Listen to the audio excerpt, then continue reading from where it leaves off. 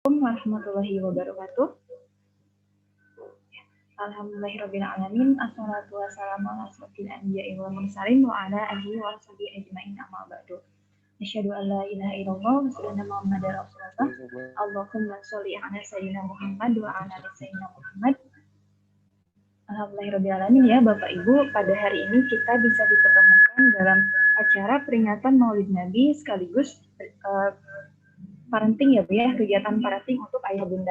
Nah, karena ini acaranya adalah parenting, mudah-mudahan ya yang hadir tidak hanya ibu-ibu ya, tapi juga bapak-bapak ya, agar hari ini kegiatannya bukan mothering ya, tapi benar-benar parenting gitu. Ada keikutsertaan ayah dan ibu. Kalau misalkan di rumah ada dua-duanya, ayahnya ada, bundanya ada, boleh ya dua-duanya untuk mengikuti kegiatan ini ya.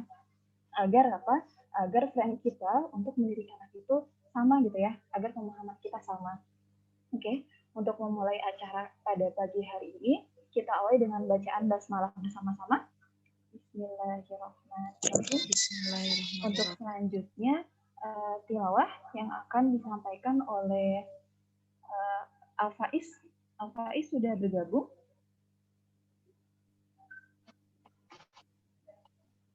Ya, Al-Faiz silakan. Assalamualaikum warahmatullahi wabarakatuh. Waalaikumsalam warahmatullahi wabarakatuh. A'udzu billahi minasy syaithanir rajim. Bismillahirrahmanirrahim. Tabarakalladzi biyadihil mulku wa huwa ala kulli syai'in qadir. Alladzi khalaqal mauta wal hayata liyabluwakum ayyukum ahsanu amala wa huwal azizul ghafur.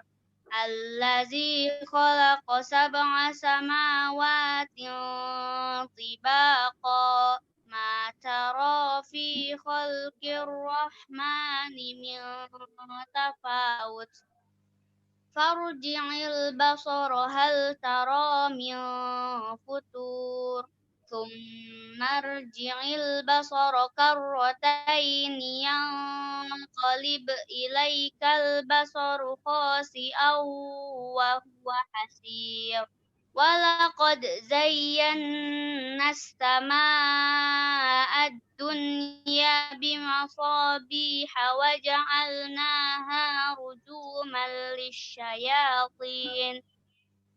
rujuman lisyayatin wa a'tadna lahum 'adzabas sa'ir walillazina kafaru bi rabbihim 'adzabu jahannam wa bi'sal masir.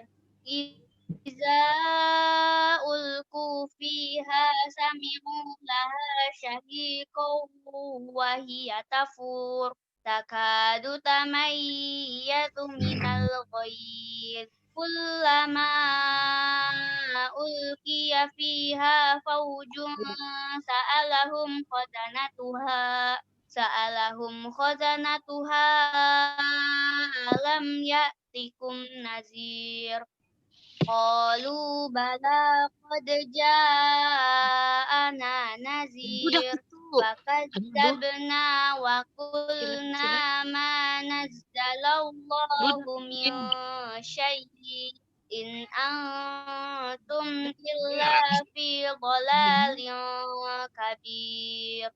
Qalu law kunna nasma'u aw na'qilu ma fi ashabis sa'ir fa'tarafu bi dzambihim fasuhqal li ashabis sa'ir innal ladzina yakhshawna rabbahum bil ghaibi lahum maghfiratun wa ajrun kabir. Shadaqallahul azim. Wassalamualaikum warahmatullahi wabarakatuh. Waalaikumsalam warahmatullahi wabarakatuh. Alhamdulillah ya, terima kasih Afai sudah membacakan surat Al-Mulk tadi ya. Alhamdulillah di usia Afai ya yang masih sangat muda sudah hafal sampai surat Al-Mulk ya. Yang mudah-mudahan ini bisa menjadi inspirasi ya bagi kita semua sebagai para pendidik dan juga sebagai ayah bunda di rumah semuanya ya, supaya bisa mendukung AAPP semua untuk bisa mengaji dengan baik dan bisa mulai menghafalkan Al-Quran seperti Al-Faiz. Nah, untuk selanjutnya ada sambutan yang akan disampaikan oleh Kepala Sekolah SDIT Mutiara Hati. Kepada Bapak Dani Hamdani SPSI MM, dipersilahkan.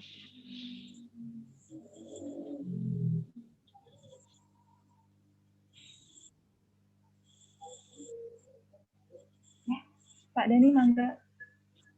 Bismillahirrahmanirrahim. Assalamualaikum warahmatullahi wabarakatuh. Bismillahirrahmanirrahim. Assalamualaikum warahmatullahi wabarakatuh. Waalaikumsalam Suara saya cukup kedengaran? Kedengaran, Pak. Kedengaran. Oke, mohon maaf kalau nanti ada kendala teknis ya. Di sini Bismillahirrahmanirrahim. Alhamdulillah rabbil alamin, rabbi sholli sholli wa yassili amri wa hlul 'uqdatam min lisani yafqahu qawli. Yang saya hormati ayah bunda dimanapun berada di rumah masing-masing, kemudian Bapak Ibu guru yang saya hormati, kemudian terima kasih Ibu Pipih ya yang telah memfasilitasi di pagi menjelang siang hari ini dalam agenda memperingati Maulid Nabi.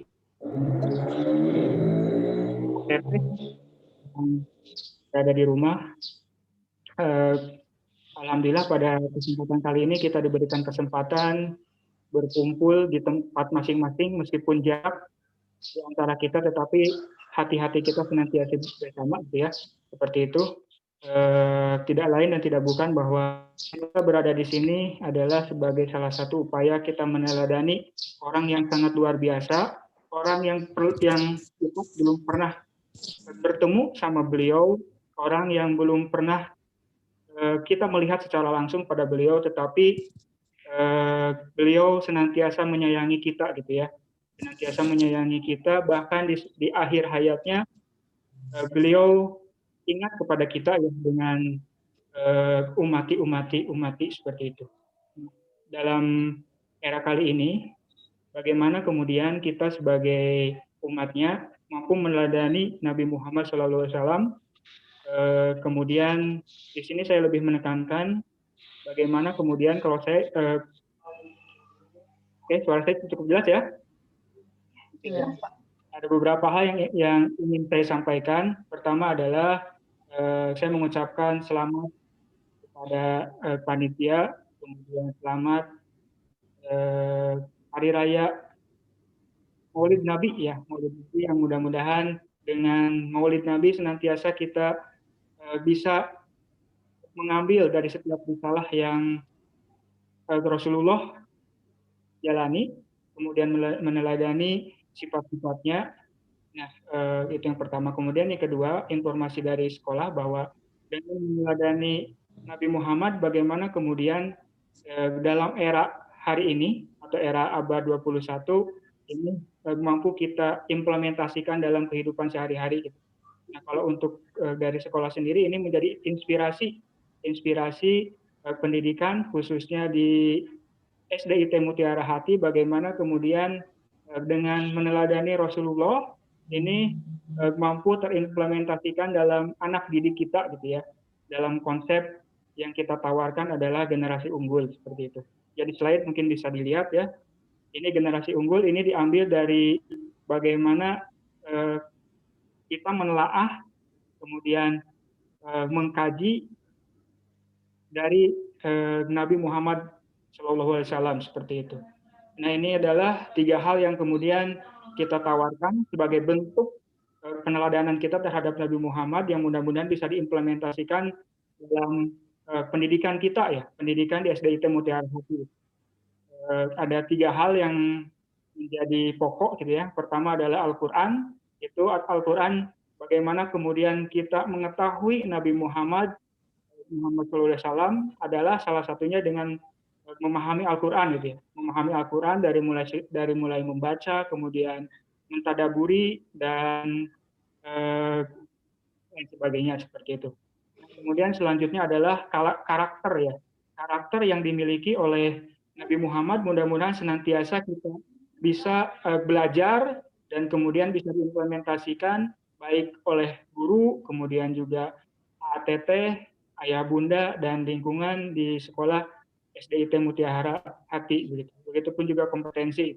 Nah, ini yang kita ambil sehingga muncul core value Mutiara Hati ya.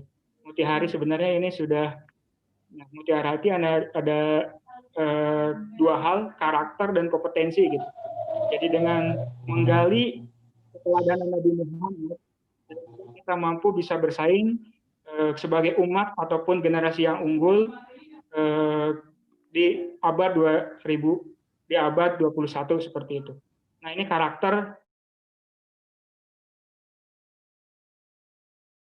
value ataupun nilai dasar dari sekolah kita adalah ini ya, ada dua dari karakter kompetensi. Jadi Mutiara itu komunikatif, kritis, kreatif, dan kolaboratif. Kemudian karakter, ini karakter yang dimiliki oleh Nabi gitu ya, atau diambil dari sifat wajib Nabi seperti itu.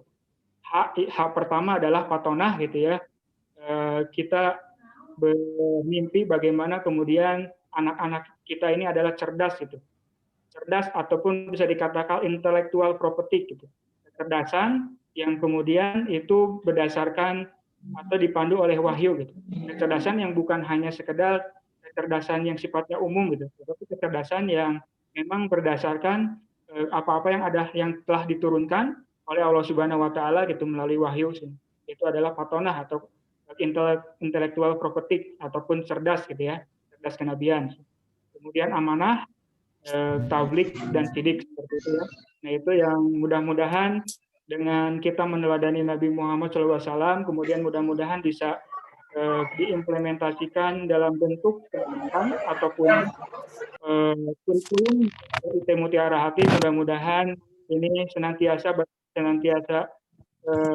bisa maksimal, dan mudah-mudahan ini sebagai bentuk cara kita bagaimana mendidik anak-anak ayah bunda dalam mempersiapkan generasi unggul di abad 2021. Seperti itu.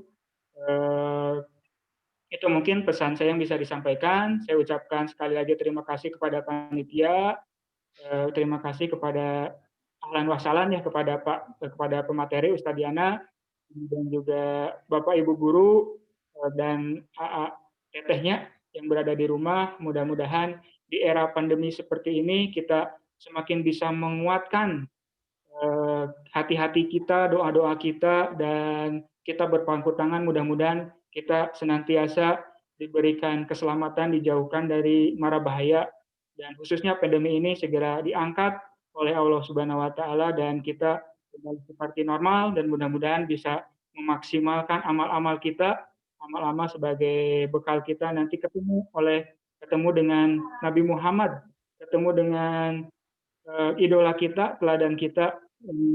Mudah-mudahan nanti di surganya seperti itu. Terima kasih atas segala perhatiannya. Assalamualaikum warahmatullahi wabarakatuh. Waalaikumsalam warahmatullahi wabarakatuh. Ya, terima kasih kepada Bapak Kepala Sekolah ya, Pak Yohan dari SPSI MM yang telah menyampaikan sambutannya yang luar biasa sekali ya. Yang mudah-mudahan pendidikan kita, terutama pendidikan di SD Mutiara Hati ini bisa meniru pendidikannya Rasulullah gitu ya terhadap putra-putrinya ya. Saya teringat gitu ya, dijelaskan bahwa Rasulullah itu sholat wajib terakhirnya adalah sholat subuh gitu ya, dan beliau meninggalnya itu ketika waktu duha menjelang habis gitu, berarti waktunya sekitar segini ya Bu ya, sekitar segini gitu ya benar. Nah, ayo sama-sama kita hadirkan hati-hati kita di sini gitu ya, untuk kita bisa meniru gimana sih cara Rasulullah mengasuh gitu anak-anaknya. Kita hadirkan hati-hati kita di sini, kita berusaha untuk fokus ya, setidaknya untuk 1,5 jam ke depan ya, agar kita bisa mendapatkan ilmu secara maksimal ya dari pemateri kita hari ini, yaitu Ustadz Diana Permana. Saya bacakan dulu CV-nya. Nama lengkap Yana Permana, serta tanggal lahir Majalengka 17 Desember 1982, alamat di Kampung Conongpulo ya, Desa Jati Pamor, Kecamatan Talaga, statusnya menikah, pekerjaannya sebagai guru ya di Santi Asrama, lalu riwayat pendidikannya di IAIN Sunan Gunung Jati Bandung ya. Ternyata satu master dengan saya. Lalu riwayat organisasinya juga sebagai Korda Pulau Jawa PP Pemuda PUI. Jadi bersama kita Ustaz Diana sama dengan Pi.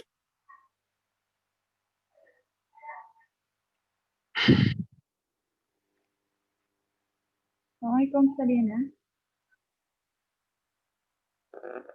Waalaikumsalam warahmatullahi wabarakatuh. Bagaimana kabarnya Ustaz? Alhamdulillah, sehat. Alhamdulillah. Ya, untuk mengefektifkan waktu kita di pagi hari ini, saya persilakan untuk Ustaz Diana untuk menyampaikan materinya. Silakan Ustaz.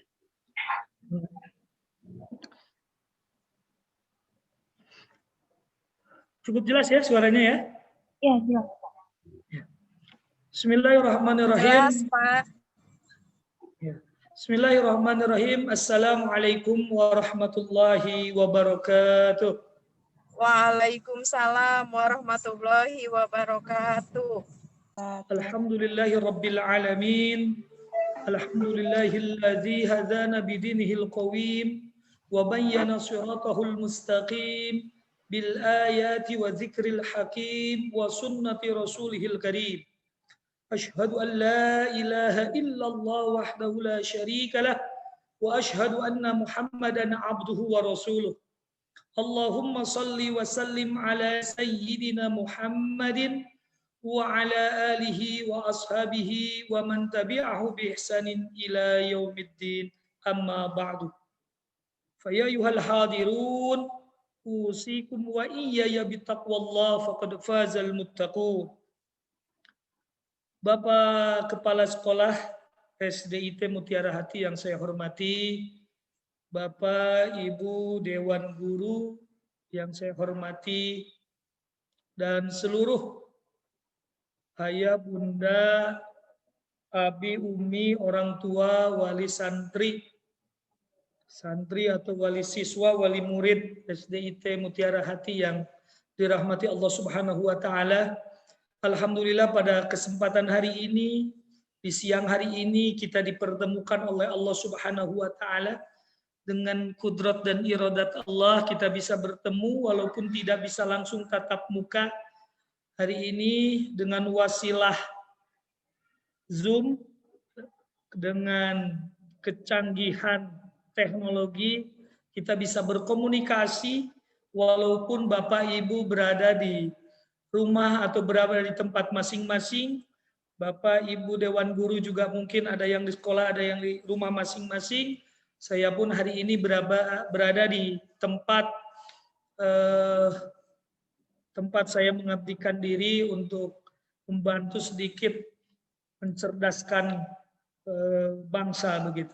Bapak Ibu rahimakumullah, selawat teriring salam semoga tetap tercurah limpahkan kepada junjungan alam Nabi besar Muhammad sallallahu alaihi wasallam, kepada para keluarganya, para sahabatnya, dan tentu saja kita berharap mudah-mudahan keberkahan salawat dan salam ini bisa sampai kepada kita selaku umatnya. Amin, amin, ya rabbal alamin.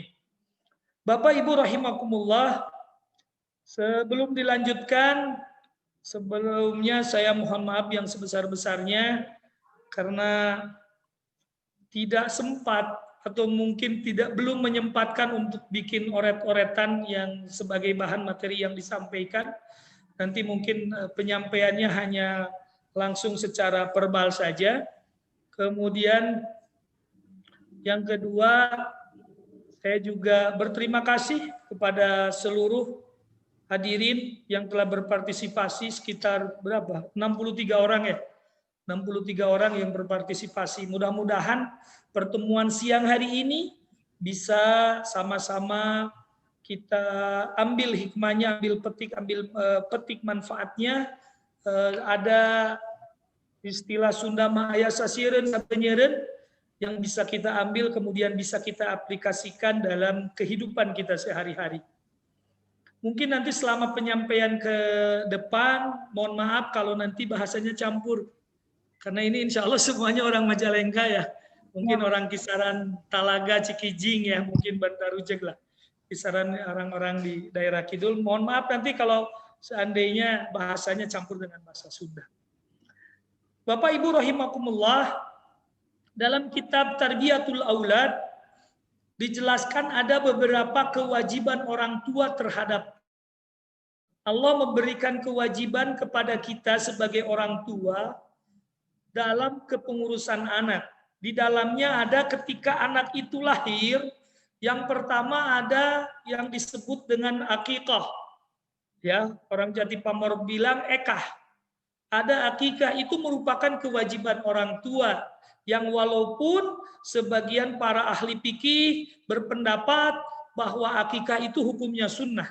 Akikah itu hukumnya sunnah. Begitu anak itu lahir, maka di akikah dilakukan akikah, ada walimatul akikah, ada perayaan akikah, pelaksanaan ekah, ya, di mana ekah itu di hari ke-7 disunnahkan, itu di hari ke-7. Walaupun ada beberapa pendapat yang apabila tidak mampu di hari ke-7 bisa dilakukan di hari ke-14 atau 21. Yang tapi menurut sebagian ulama ini hadisnya matruk begitu. Yang sahih itu adalah hari ke-7 dilakukan akikah. Apa saja yang dilakukan ketika pada hari ke-7 dilakukan pada pelaksanaan akikah itu? Yang pertama tutbahu, disembelihkan binatang sembelihan hewan yang dalam hal ini adalah kambing atau domba, itu disembelihkan. Sebagaimana kita ketahui bersama, untuk laki-laki itu 2, untuk perempuan itu cukup 1. Kemudian juga setelah disembelihkan itu kemudian wayusama, kemudian diberi nama anak itu. Anak itu diberi nama di hari ke-7. Nah, kalau kita semangat kadang-kadang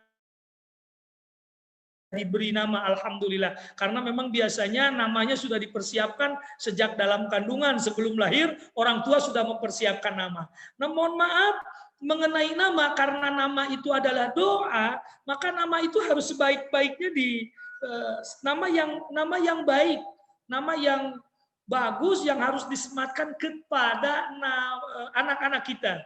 Jangan sembarangan. Entong padu baik nganamian murang kalite. Tapi harus benar-benar nama yang baik. Kenapa? Karena nanti di padang mahsyar di akhirat kita akan dipanggil oleh Allah dengan nama-nama kita. Itu yang pertama. Yang kedua, bahwa nama yang baik juga itu berlaku seperti doa, bagaikan doa orang tua terhadap anak. Bagaimana kalau seandainya namanya tiada arti, tidak berarti apapun namanya? Maka doanya doa apa yang dipanjatkan kepada Allah Subhanahu wa taala? Kita kasih nama anak kita Muhammad yang terpuji. Nah, kita berdoa setelah memanggil nama kita itu berarti kita berdoa kepada Allah Subhanahu wa taala, mudah-mudahan anak kita menjadi anak yang terpuji. Kita kasih nama anak kita sebagai nama kita mungkin Abdul Rahim, orang yang mempunyai hamba dari zat yang maha penyayang. Kita harapkan selama kita memanggil anak itu dengan Abdul Rahim, kita panggil dengan baik, kita berdoa kepada Allah supaya sifat kasih sayang itu menempel ada pada anak-anak kita. Mohon maaf, terkadang namanya sudah bagus, namanya sudah keren, panggilannya kurang keren. Panggilannya tidak betul. Ini di sini punten ada Mbak, ada Teteh atau Ibu Gina ini. Namanya Gina, keren kan? Namanya Gina, artinya apa itu? Kekayaan atau nyanyian namanya. Sementara mungkin, mohon maaf, dipanggilnya Gigi umpamanya. Mohon maaf ya Teh Gina ya. Ini sebagai contoh saja, dipanggilnya Gigi, tidak ada artinya apapun itu, tidak ada artinya. Sementara didoakan oleh orang tuanya Ghina, kekayaan atau nyanyian yang baik, kekayaan yang baik, kekayaan berkah, itu kan doa dari orang tua. Maka daripada itu, Bapak Ibu sekalian, orang tua, wali siswa, wali murid semuanya, kita biasakan memanggil anak itu dengan namanya. Nama yang baik yang kita sematkan sebelumnya. Yuk kita panggil nama anak-anak kita itu dengan nama yang baik. Mohon maaf, ada mungkin nama di antara kita, nama anaknya itu dan anak muda sekarang lebih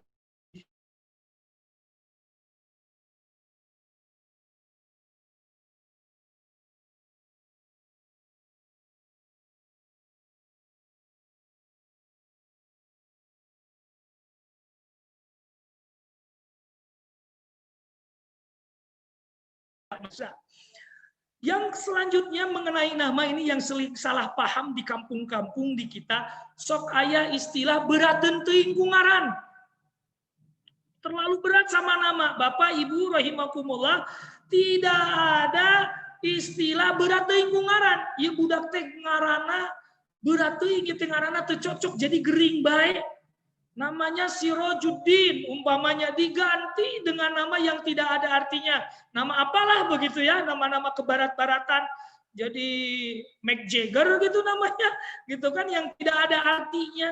Padahal namanya sudah bagus, Sirojuddin diganti dengan alasan anaknya sudah suka sakit-sakitan. Kemudian itu berat teuing ku ngaran, berat teuing ku nama. Mohon maaf, ini adalah budaya yang salah, persepsi yang salah. Tidak ada seseorang yang berat membawa nama, justru nama itu adalah nama yang baik yang disematkan oleh orang tua kepada masing-masing atau kepada anak-anak kita.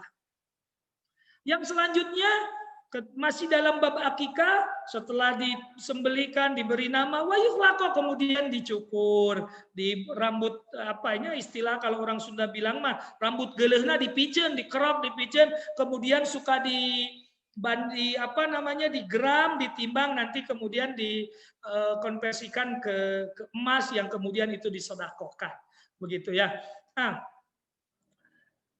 selanjutnya Bapak Ibu rahimakumullah, kewajiban di dalam kitab Tarbiyatul Aulad ini, salah satu kewajiban yang merupakan kewajiban dasar bagi kita para orang tua kepada anak adalah mendidik. Adalah mendidik anak. Mohon maaf, ini konsepnya harus sama-sama kita pahami dulu. Mendidik anak itu kewajiban kita semua sebagai orang tua, bukan kewajiban guru, bukan kewajiban ustadz, bukan kewajiban kiai, tapi kewajiban kita masing-masing orang tua. Seandainya kita mampu dan negara ini tidak menuntut, dunia kerja kita tidak menuntut selembar ijazah, maka tidak perlu ada sekolah sebagai penitipan tempat pendidikan atau pesantren untuk tempat pendidikan anak-anak kita. Semuanya adalah tanggung jawab kita masing-masing. Namun dengan segala keterbatasan kita, ya dengan segala keterbatasan kita, terkadang kita kesulitan untuk mendidik anak, untuk langsung mendidik, apalagi mendidik keilmuan yang sifatnya formal, karena tidak semua di antara kita juga memiliki ilmu-ilmu khusus seperti yang dimiliki oleh para kiai, oleh para ulama, oleh para guru anak kita di sekolah. Nah, maka dengan segala keterbatasan itu, kita titipkanlah anak-anak kita ke pesantren, anak-anak kita ke madrasah, anak-anak kita ke sekolah. Ya, anak-anak zaman dulu ada SR, ada SD, SDN, sekarang sudah ada SDIT. Sekolah Dasar Islam Terpadu luar biasa, kan begitu. Titipkan ke sekolah, tidak menjadi salah, tidak menjadi dosa ketika kita titipkan anak kita. Tetapi kita jangan sampai setelah mentang-mentang anak dititipkan di pesantren, anak dititipkan di sekolah, anak dititipkan di pengajian, kemudian kita berlepas tangan, berpangku tangan, tidak mau tahu lagi. Tidak datang ke sekolah untuk menitipkan anaknya, tidak berkomunikasi dengan guru sejauh mana perkembangan anak, tidak datang ke pengajian untuk menitipkan anaknya. Punten Bapak Ibu, selama ini kan anak-anak kita khususnya bab ngaji, ya kalau SDIT luar biasa ya kurikulumnya, karena di sana sudah ada hafalan Al-Quran. Tadi juga kelas berapa itu tadi sudah hafal juz 29 ya, luar biasa surat Al-Mulk. Begitu. Itu terkadang anak-anak ngaji, belajar ikra, belajar umi, belajar apapun itu ke ustadz-ustadz kita yang di lembur, yang di kampung, yang di desa, itu mohon maaf kadang-kadang terbawa cai lencang saja, kabawa kuci lencang. Babaturana ngaji, milu ngaji. Babaturana kawarnet, milu kawarnet. Babaturana main HP, milu main HP. Tidak didasarkan atau tidak berdasarkan atas perintah, anjuran, ajakan dari orang tua. Yang orang tua yang harusnya membawa, nuntun, nitipkan ke kiai, nitipkan ke ustaz. Ibu bapak, rahimakumullah, kan kalau di kampung-kampung di pengajian, saya juga kan tetanggaan dengan Mutiara Hati ya di Sunapulo ya. Bahkan Mutiara Hati dulu kan juga sebelumnya di madrasah di Sunapulo begitu. Itu ada nggak di antara kita ibu-ibu, bapak-bapak yang datang ke guru ngajinya, anaknya dituntun, dititipkan. Ibu haji, ibu nyai, akang, kalau di kita biasanya nyebut akang ya di daerah Kidul, akang ustad, akang haji, nitip murang kali abdi, didikan mangga bade diberem, bade dihideng, kumaha carana murang kali abdi, jantan murang kali soleh. Dititipkan, dongkap, nitipkan, ayat tuh. Nampaknya sekarang sudah mulai jarang orang-orang seperti itu. Anak-anak cukup sudah ngaji saja, datang saja ke ustadznya. Tadi ke bawah kucil lencang dengan anak-anaknya tidak datang untuk menitipkan itu. Nggak apa-apa. Sok we dongkap ka ustad, dongkap ka kiai, titipkan kanggo ngaos, teu kudu nyandak nanaon. Teu kudu nyandak nanaon ari teu izin mah. Ya kan? Nah, tapi hari izinnya bade nyandak nanaon mah enggak sok titipkeun da ustad oge jalmi, kiai oge jalmi. Kan begitu. Silakan ustad ini untuk bekalnya, ini untuk ininya, segalanya siapkan begitu. Datang pengajian itu pendidikan, tidak apa-apa. Sekali lagi tidak berdosa kita menitipkan pendidikan anak, mempercayakan pendidikan anak kepada sekolah, kepada pesantren, kepada pengajian. Mangga, silahkan. Tetapi setelah itu bukan berarti berlepas tangan, berpangku tangan. Semuanya tetap harus dikontrol, komunikasi harus terjalin dengan baik bersama para guru, para ustadz, para kiai, tempat anak kita dititipkan di sana. Kaitannya dengan masa pandemi hari ini, anak-anak kita kan di rumah, belajarnya daring, belajarnya online. Lalu bagaimana ini? Nah, mohon maaf Bapak Ibu, sekarang mulai terasa capek ya. Terasa capeknya bagaimana mendidik anak ini. Mengajarkan anak matematika, begitu kan, mengajarkan anak IPS, mengajarkan anak PAI, mengajarkan anak kemudian harus difotokan, dilaporkan kepada wali kelasnya, ke guru kelasnya, ke guru mata pelajarannya. Mohon maaf, ini kita sekarang mulai kerepotan. Kenapa saya ngomong begini? Karena ini juga pengalaman pribadi. Saya juga mulai agak kerepotan nih ngajar anak di rumah, ya. Ngajar anak di rumah, biasanya ngajar anak orang di kelas yang sekian banyak, capeknya sama, malah mohon maaf ribetan ngajar anak sendiri yang hanya satu dan di rumah. Padahal secara kuantitas, secara jumlah cuma satu orang.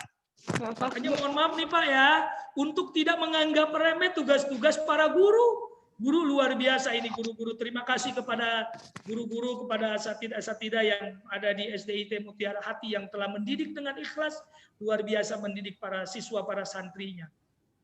Begitu. Jadi tidak, nauzubillahi min dzalik, di beberapa berita ketika pelaksanaan online ini, daring ini kan sampai ada anak yang dibunuh sama orang tuanya, nauzubillahi min dzalik. Di daerah timur ada anak yang stres gara-gara online ini dengan akhirnya dia bunuh diri, gantung diri dan lain sebagainya. Nauzubillahi min dzalik. Insyaallah hal ini tidak terjadi kepada kita karena semua didasarkan kepada keimanan Allah Subhanahu wa taala, kepada keimanan kepada Allah Subhanahu wa taala.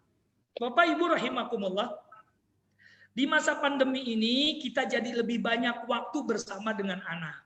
Yuk kita curahkan perhatian kita curahkan waktu kita, semuanya untuk bersama dengan anak-anak kita. Hari ini ya, yang biasanya mungkin jam 6:30, 7 itu sudah berangkat ke sekolah, baru pulang lagi. Kalau yang full day itu mungkin asar atau menjelang asar baru pulang lagi. Sekarang waktunya lebih lama dengan kita. Ini di sini juga menguji kesabaran kita, bagaimana kita bisa mendidik anak. Rasulullah Shallallahu Alaihi Wasallam yang menjadi tauladan yang paling utama di dunia ini, manusia terbaik di dunia ini, bahkan makhluk terbaik. Bahkan ketika Adam diciptakan saja, Nur Muhammad itu sudah diciptakan. Bahkan Nabi Adam bertaubat itu salah satu diterimanya karena dia bertaubat dengan menyebut nama Muhammad Sallallahu Alaihi Wasallam. Gitu ya, saking mulianya Nabi Muhammad. Maka acara ini insya Allah kita juga berharap mudah-mudahan ini bukti cinta. Ini bukti cinta kita memulai hari lahir Rasulullah Shallallahu Alaihi Wasallam ini, bukti cinta kepada Rasulullah Shallallahu Alaihi Wasallam yang mudah-mudahan bukti cinta kita ini nanti wujudnya adalah syafaatul udma dari Rasulullah Shallallahu Alaihi Wasallam bagi kita semua. Amin amin ya rabbal alamin. Bapak Ibu rahimakumullah. Yang pertama, pendidikan yang harus disampaikan kepada anak kita, mohon maaf ini bukan menggurui, adalah bagaimana kita ini harus mengenalkan Allah kepada anak-anak kita sejak dini. Bahkan sejak bayi. Sejak dini, sejak bayi, bahkan sejak dalam kandungan. Bahkan sejak dalam kandungan. Kita kenalkan Allah Subhanahu wa taala sebagai zat pencipta, sebagai zat pemberi rezeki, sebagai zat yang maha perkasa, yang maha agung. Tidak ada yang maha agung kecuali Allah Subhanahu wa taala. Kita kenalkan kepada anak-anak kita tujuan kita diciptakan oleh Allah ini apa dan seterusnya, kita kenalkan.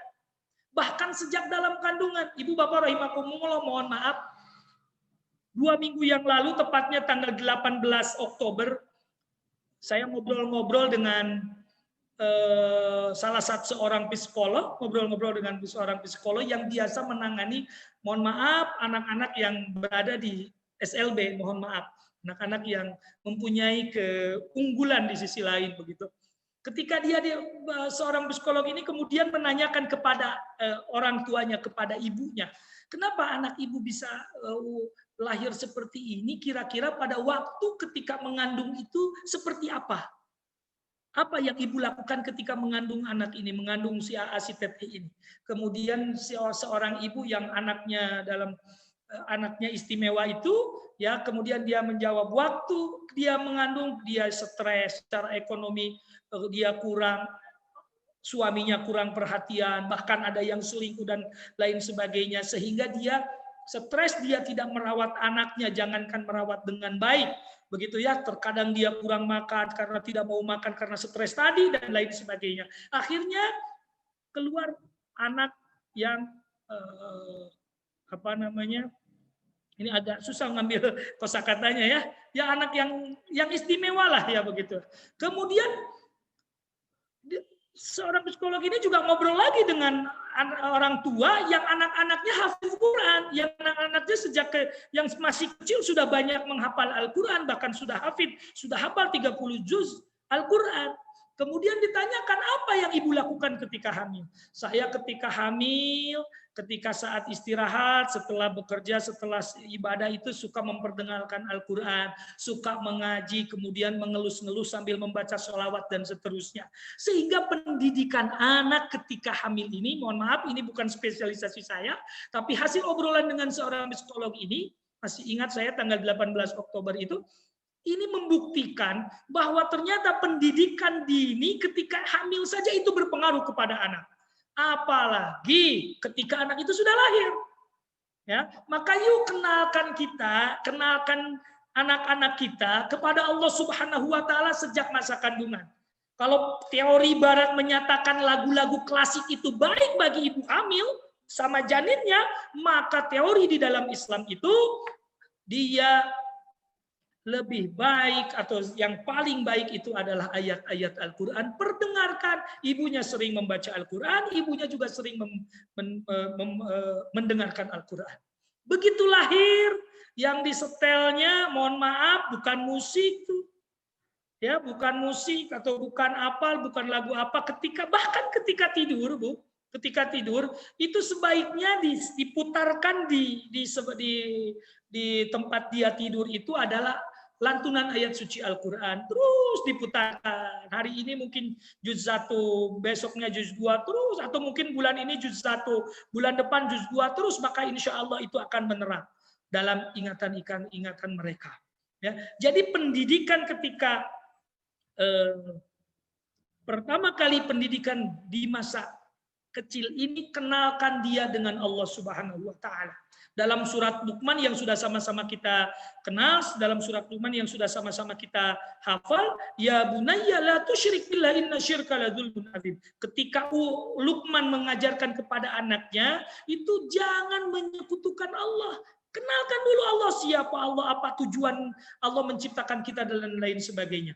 Yuk sama-sama kita kenalkan kepada anak-anak kita Allah, tentang siapa Allah, ma'rifatullah. Ya, itu pendidikan yang pertama. Kemudian pendidikan yang kedua ala Rasulullah SAW adalah Rasulullah itu mengajarkan ilmu agama dan moral terlebih dahulu. Mohon maaf, pendidikan agama dan moral terlebih dahulu. Saya tidak mengatakan matematika tidak penting, biologi tidak penting, astronomi tidak penting dan lain sebagainya. Tidak, tapi yang pertama kali harus diajarkan itu adalah ilmu agama dan moral. Ya, karena ilmu-ilmu itu, apalagi zaman sekarang, anak kecil saja ketika pegang HP sudah bisa bicara, sudah bisa cari artikel tentang astronomi, sudah bisa baca sendiri, begitu ya. Nah, yang pertama harus diajarkan itu adalah ilmu agama. Tadi mengenalkan Allah, kemudian ilmu agama dengan moral, dengan akhlak, kebiasaan. Hari ini kita lebih banyak waktu dengan anak kita. Yuk kita beri contoh yang baik, kita beri contoh yang luar biasa bagi anak-anak kita. Saya mohon maaf, saya nanya nih Bu, Bapak, Ibu, kalau tadi malam Bapak Ibu tahajud? Insya Allah ya, tadi malam kita tahajud ya. Tapi saya tidak yakin di antara Bapak Ibu yang melakukan tahajud, bahkan mungkin Bapak dan Ibu berjamaah tahajudnya, membangunkan anaknya yang kecil. Anaknya yang di bawah umur 10 tahun, yang mungkin baru 5 tahun, yang baru 6 tahun. Tidak dibangunkan Bu ya. Tidak dibugakan kan? Tidak dibugakan. Bahkan mau sholatnya saja, kita berjalan pelan-pelan supaya anak kita tidak bangun. Harus teka ganggu pobona, kalahkah disibutan dari beti berat. Mohon maaf, ini pendidikan yang seperti apa yang seperti ini kalau kita mau mendidik anak? Ya, ketika kita bangun jam 3, setengah 3, atau setengah 4, sekarang waktunya cukup waktu nangora ya, jam 4 lebih itu sudah subuh. Setengah 4 lah kita masih bisa bangun untuk tahajud. Yuk bangunkan anak-anak kita.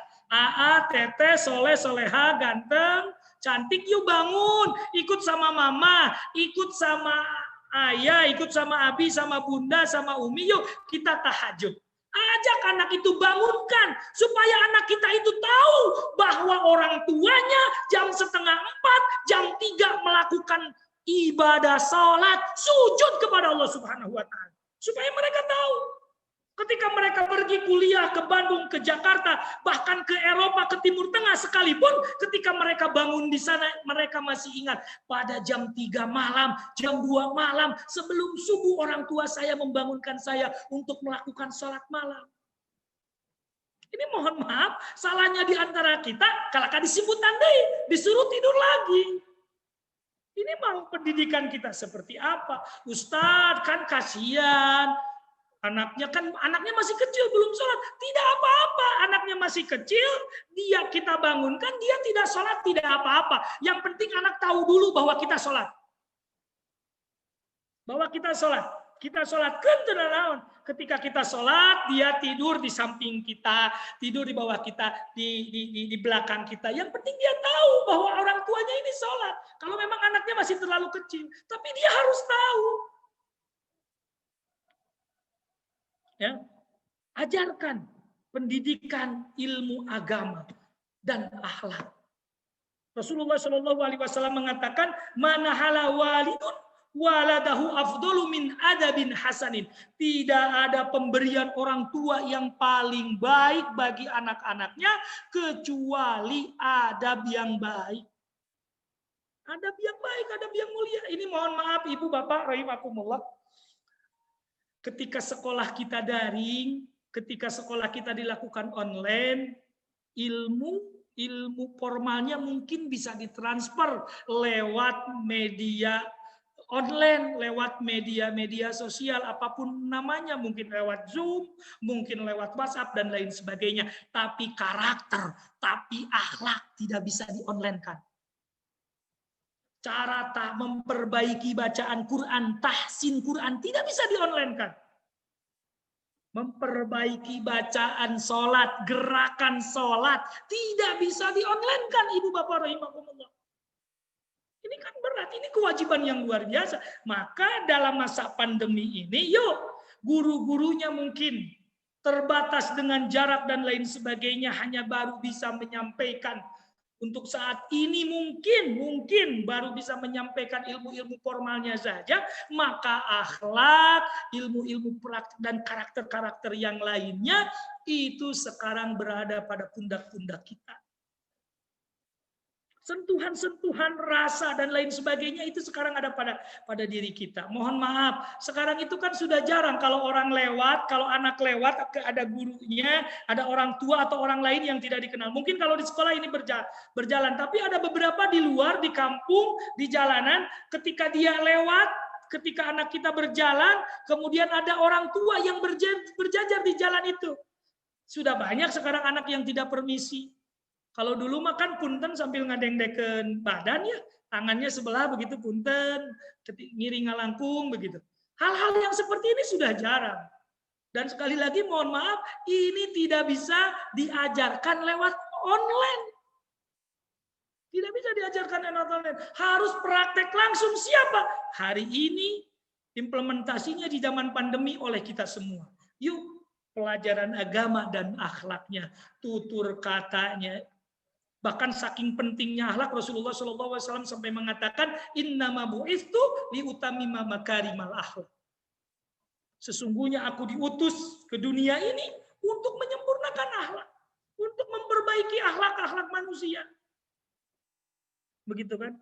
Betapa banyak sekarang orang-orang sudah tidak berakhlak. Kemarin saya nonton TV bersama emak, bersama ibu saya, nonton ada anak dan cucu yang menggugat, orang tuanya menggugat ibunya. Ibunya sudah sepuh, sudah tua renta, digugat hanya gara-gara masalah warisan. Nauzubillahi min dzalik. Ini kan masalah akhlak, masalah moral. Begitu. Ya. Ibu Bapak rahimakumullah, akhlak ini di atas ilmu ya, Bu. Adab itu di atas ilmu, akhlak itu di atas ilmu. Ya, jadi kalau ada ilmu, maka di atasnya ada akhlak. Jadi akhlak itu bukan di bawah ilmu. Ya, contohnya adalah ketika kita mau sholat. Ketika mau sholat, syarat sah sholat itu adalah menutup aurat. Aurat laki-laki di dalam sholat itu adalah bainar surah wa rukbah, di antara bujal, ya, di antara pusat dengan lutut. Artinya kalau telanjang dada, ini laki-laki sholat sah-sah saja secara hukum fikih, tetapi secara hukum adat dia tidak beradab. Makanya ketika kita mau sholat, itu memakai pakaian yang bagus, tertutup semuanya, memakai kopiah, dan bahkan mungkin memakai sorban, pakai sarung, pakai jubah, pakai top, itu sholat. Ya kan, itulah sholatnya orang yang mengikuti hukum dan sholatnya orang yang beradab. Maka orang yang beradab itu lebih baik. Orang yang tidak berilmu tapi beradab, dia lebih baik ketimbang dia berilmu tapi tidak beradab. Ya. Kembali lagi, yuk mari sama-sama kita ajarkan anak-anak kita itu adalah pendidikan agama, pendidikan akhlak. Terus, sudah pendidikan agama disampaikan, yuk masukkan ke dalam sekolah formal. Supaya jangan ketinggalan dan lihat. Dan jangan dipaksakan juga keinginan kita, mohon maaf. Yuk, anak kita ini muyulnya kelebihannya di menghafalkan Al-Quran. Ya masukkan kepada sekolah yang di sana ada tahfidnya, ada konsentrasi untuk menghafal Al-Qurannya. Oh, anak saya mah senangnya matematika. Ya silakan ikuti itu. Matematikanya diarahkan supaya dia lebih pintar matematikanya. Tapi dasar-dasar ilmu agamanya sudah disampaikan tadi sejak dini. Terus begitu. Anak saya, nah ini Ini yang sering kadang-kadang saya temuin di beberapa majelis taklim itu, Ustadz, da abdi mah murang kali abdi mah sanaos pinter oke entos bae mung dugi ka SMA moal dilajengkeun kuliah da teu aya biaya. Ini yang salah Bapak Ibu. Ini pemikiran yang salah. Ya. Jadi kalau ada anak kita pintar, anak kita mempunyai kesempatan, sok kuliahkeun terus supaya lebih tinggi. Pendidikannya lebih tinggi. Jangan bilang tidak ada biaya. Jangan bilang terkendala masalah keuangan. Karena ketika anak ibu bapak diterima di ITB, diterima di IPB, diterima di UI, diterima di UNPAD, pasti tos dirizkian ku Allah di UNPAD jeung di ITB. Moal pati-pati ditarima, ditakdirkan ku Allah ditarima di ITB, lamun ku Allah teu dirizkian. Zalim ngaranna. Allah gitu. Pasti dirizkian. Dan banyak cerita sukses, mohon maaf, ada banyak sarjana yang terlahir dari seorang ayah yang hanya kuli serabutan. Mohon maaf, tidak untuk mendiskreditkan pekerjaan seseorang ya. Ada anak, ada sarjana, bahkan doktor yang terlahir dari seorang ayah dan ibu yang hanya buruh cuci dan penarik beca. Mohon maaf, sekali lagi tidak mendiskreditkan pekerjaan. Tetapi ini bukti bahwa keseriusan da anu masihan rezeki mah Allah. Sok sakolakeun. Sakolakeun tinggi, Bu. Sakolakeun. Anak ibu diterima di Mutiara Hati. Mohon maaf, di Mutiara Hati kan bayarannya agak sedikit lebih tinggi ketimbang SD di Jati Pamor 1 atau Jati Pamor 2, ya kan? Tapi itu rezeki anak ibu, bukan rezeki bapak ibu. Itu rezeki anak kita yang Allah titipkan kepada kita. Jangan merasa sombong. Oh ini rezeki saya biayain anak. Bukan. Itu rezeki anak ibu supaya sekolah di SDIT Mutiara Hati yang Allah titipkan lewat kita, lewat orang tuanya, lewat ayah bundanya. Buktinya apa? Saya kasih bukti. Bapak Ibu ada yang sudah punya anak lulus kuliah atau lulus STM, lulus SMA, kemudian sudah bekerja. Ya. Atau kalau nggak punya nanti boleh cek ke tetangga. Contoh beginilah, yang mudah saja, yang simpel saja dulu. Ada anak kita yang sudah lulus STM, kemudian dia tidak mau kuliah umpamanya. Contoh gampang saja. Dia kemudian bekerja di pabrik atau bekerja di bengkel.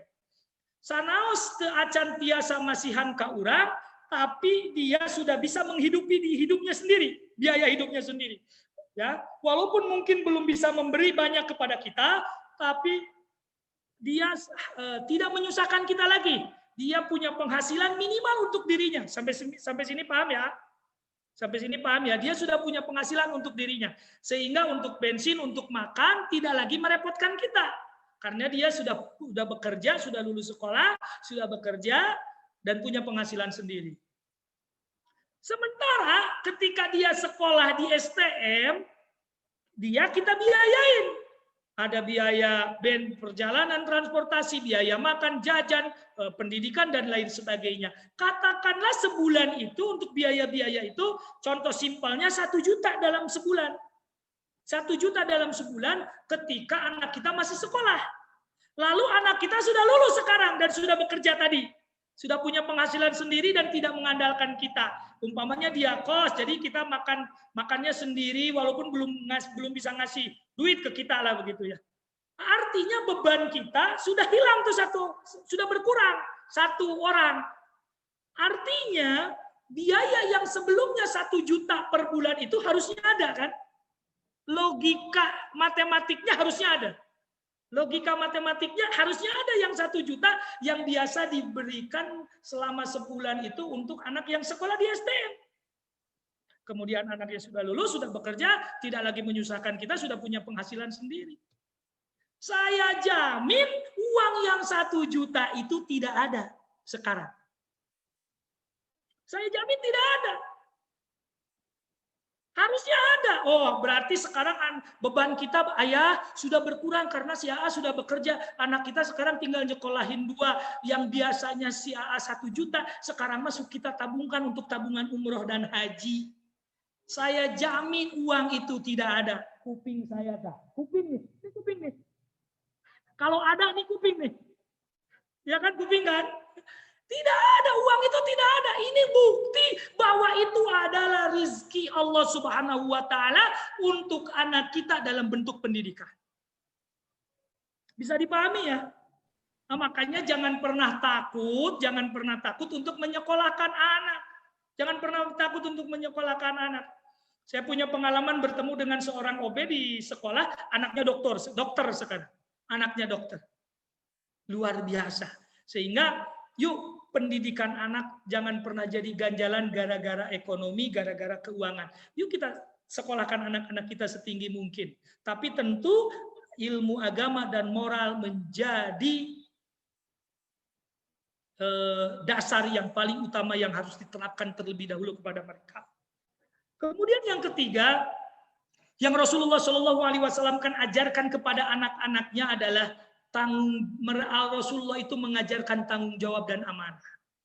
Yuk kita belajar memberikan tanggung jawab kepada anak-anak kita. Yuk berikan belajar tanggung jawab. Mungkin hari ini anak kita, yuk kita kasih satu pot bunga. Ini kakaknya yang sudah biasa ini kasih tanggung jawab belajar satu pot bunga. Sok dirawat itu bunga, disiram setiap hari atau 2 hari sekali, setiap pagi dan sore dan seterusnya. Yuk kasih tanggung jawab belajar, apapun lah tanggung jawabnya. Begitu. Atau mungkin minimal tanggung jawab membereskan tempat tidurnya. Tidak lagi segalanya diladenan kumamana. Tidak semuanya dihandle oleh kita orang tuanya. Beri tanggung jawab. Jangan sampai lulus kuliah tiasa nyeplok ndog gacan, nah cai oge tutung, gitu kan? Ya dia harus diajarkan, apalagi di urang mah di Sunda, di kampung, ya belajar masak, belajar mengurus rumah tangga, menyuci, ngepel dan lain sebagainya, itu kan hal-hal yang lumrah. Yuk berikan tanggung jawab, apalagi amanah dan tanggung jawab yang sifatnya taklifi, yang sifatnya hubungannya kewajiban kepada Allah Subhanahu wa Ta'ala dalam bentuk ibadah. Sholat dia, baca Quran dia, saum dia, sodakoh. Kita berikan tanggung jawab. Teteh sekarang sudah akil balik, sudah 9 tahun, tidak boleh lagi keluar rumah tanpa memakai jilbab, tanpa menutup aurat, sudah tidak boleh lagi tinggal sholatnya. Kita berikan tanggung jawab itu. Termasuk tanggung jawab yang kecil-kecil tadi, supaya melatih kedewasaan. Tapi yang paling utama, tanggung jawab di sini adalah tanggung jawab dia kepada Allah Subhanahu wa Ta'ala. Rasulullah SAW katakan, muru auladakum bis shalah, perintahkanlah anak-anak kalian itu untuk salat. Wahum abna'u sab'a sinin, ketika mereka berumur 7 tahun. Ketika mereka umur 7 tahun, ajarkan dia salat. Fadribuhum alaiha, maka pukullah dia. Dipukul. Wahum abna'u asyrata sinin, ketika umur 10 tahun, ketika dia tidak mau salat dalam umur 10 tahun, maka dipukul. Punten. Ini bahasa pukul sekarang sudah tidak relevan dalam dunia pendidikan di Indonesia ya. Pukul di sini bukan mukul menyakiti, bukan mukul mengancam, tapi mukul mendidik. Ya, pukul mendidik, bukan dipukul pakai perep, dihajar pakai tongkat, bukan. Ya, tapi bahasa pukulnya silakan ditafsirkan sebaik mungkin untuk mendidik, membina anak-anak seperti itu, karena kewajiban dia kepada Allah Subhanahu wa Ta'ala. Jangan pernah takut. Ya. Ini yang repot nih. Ini yang repot. Dulu ketika saya ngaji nggak bisa itu dicepret tangan itu pakai lidi sama guru. Bahkan zaman dulu kan penghapus tuh pakai kopiah bekas tuh, karena nulis di bornya masih pakai masih pakai kapur ya. Itu kalau kita beribut itu kan guru itu penghapus tuh melayang tuh ke muka kita, akhirnya cemong itu kan, kayak dikasih bedak padahal kapur. Tapi anaknya nggak pernah marah, nggak pernah ngadu kepada orang tua. Orang tuanya juga tidak terpancing, tidak marah. Justru malah ketika kita ngadu, Pak, Bu, dulu tadi saya dihukum, disetrap, saya dipukul, saya dicubit, saya di-push up, malah ditambah dicubit, malah ditambah di-push up oleh orang tua kita. Nah sekarang dunia pendidikan sekarang, mohon maaf, hal jika itu diberlakukan, sudah penuh itu penjara oleh guru-guru. Oleh guru-guru kan, karena orang tua melaporkan. Nah, maka daripada itu yuk kita siasati, kita sesuaikan pola pendidikan kita. Tapi Rasul mengatakan pukullah ketika mereka 10 tahun tidak mau sholat, ya dipukulin sekali lagi, bukan untuk memukul menyakiti, bukan untuk mengancam, tetapi untuk membina dan mendidik anak. Yuk kita sama-sama lakukan yang terbaik. Kemudian yang selanjutnya, pendidikan anak juga itu harus kita lakukan, yang diajarkan kepada anak-anak kita itu adalah kasih sayang. Kasih sayang kita ajarkan kepada mereka, apalagi yang punya masih kecil, masih punya adik. Yuk ajarkan pendidikan. Bagaimana menyayangi yang kecil, menghormati yang besar. Kita lakukan itu dengan keterbukaan komunikasi, dengan komunikasi yang baik. Ya, entong jangan mengajarkan anak itu, mohon maaf, dengan berbohong. Dengan berbohong. Kan sering ada cerita di pengajian-pengajian itu, ibunya lagi ngobrol, lagi mendidik anaknya, lagi menasihati anaknya, neneng, teteh, soleh, gelis, tekengi ngabohong teh kieu, dosa agam, ciri munafik kieu.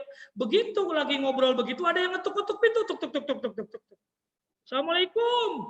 Neng bukanya, lamun tukang kiridit, bejakeun mamah teu aya. Itu kan merusak bangunan nasihat yang sudah ibu lakukan beberapa menit.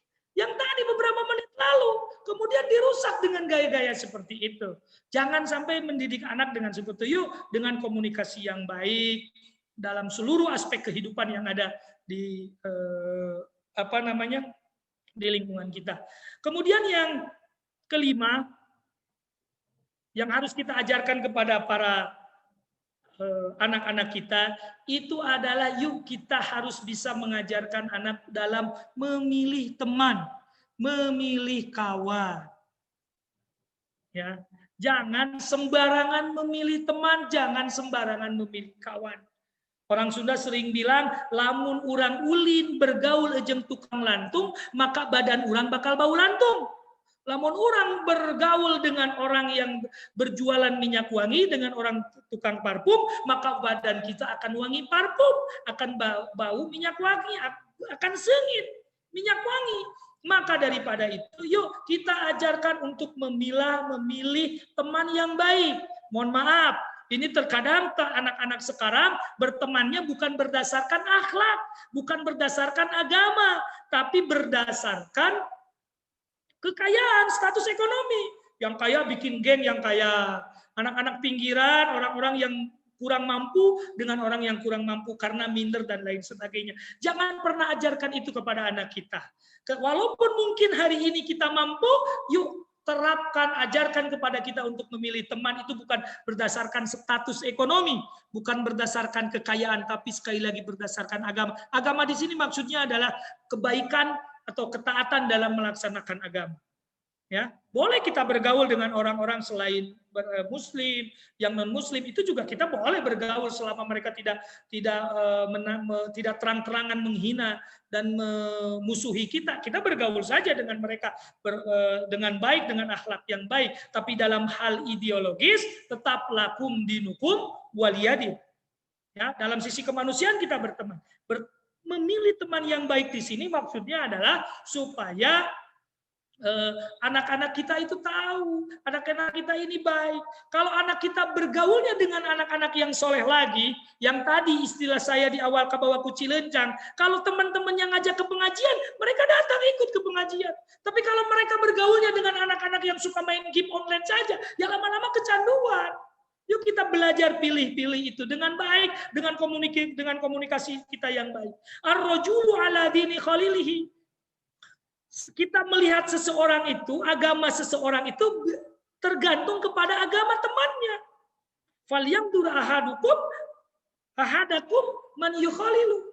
Kalau kita mau lihat agama seseorang baik atau tidaknya, kita lihat temannya saja. Dia bermain dengan siapa, bergaul dengan siapa, itu. Cukup dengan hal seperti itu kita lihat.